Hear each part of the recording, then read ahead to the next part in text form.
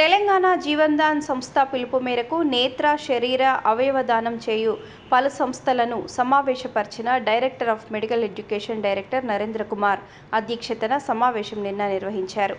జీవన్దాన్లో తీసుకొచ్చిన కొత్త అంశాలను అసెంబ్లీ ద్వారా చట్టం చేయటం జరిగిందని, వివిధ సంస్థలు జీవన్దాన్కు సహకారం అందిస్తున్న అన్ని సంస్థలను ప్రశంసించారు. పలు సమస్యలను తెలుసుకున్నారు. ఇతర రాష్ట్రాలలో జరుగుతున్న అవయవదాన పనితీరును వివరించారు.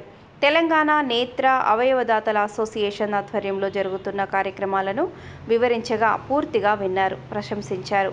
టీఈఓ, బీడీఏ పలు సమస్యలు వారికి దృష్టికి తీసుకురావడం జరిగింది. అవయవ దానం చేసిన కుటుంబాల సంస్మరణ సభలకు జీవన్దాన్ ప్రతినిధులను తప్పనిసరిగా హాజరై వారి అపోహలను నివృత్తి చేయాల్సిందిగా కోరటం జరిగింది. దేహదానం చేసే కుటుంబాల ఇంటికి వాహనాలు ఉచితంగా ఏర్పాటు చేసి మెడికల్ కాలేజీకి ఉచిత ట్రాన్స్పోర్ట్ ఏర్పాటు చేయాలని కోరడం జరిగింది.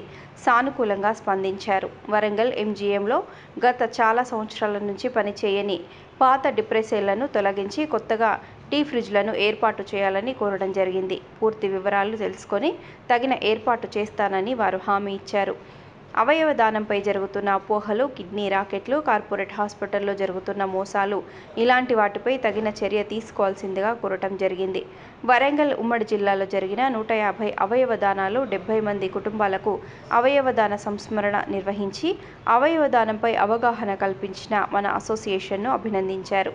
దేశంలోనే 70కి పైగా నేత్రదానాలు చేసిన మన ఉమ్మడి వరంగల్ జిల్లాలోని ముచ్చర్ల గ్రామాన్ని అభినందిస్తూ ప్రశంసించారు.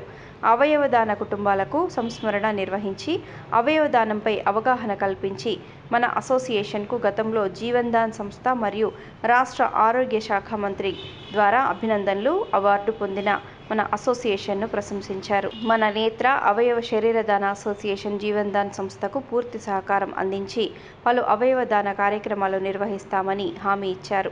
పలు సంస్థల కార్యక్రమాల ప్రగతిని ప్రశంసించారు. వారి ద్వారా పలు సమస్యలను తెలుసుకున్నారు. ఈ కార్యక్రమంలో అసోసియేషన్ రాష్ట్ర అధ్యక్షులు ఉపేందర్ రెడ్డి, ఉపాధ్యక్షులు ఎం పద్మ, వరంగల్ అధ్యక్షులు కె మల్లారెడ్డి, కార్యదర్శి రాజేంద్ర ప్రసాద్, ఉపాధ్యక్షులు విజయకుమారి, ముఖ్య సలహాదారు పి అశోక్ బాబు, పలు సంస్థల సభ్యులు పాల్గొన్నారు.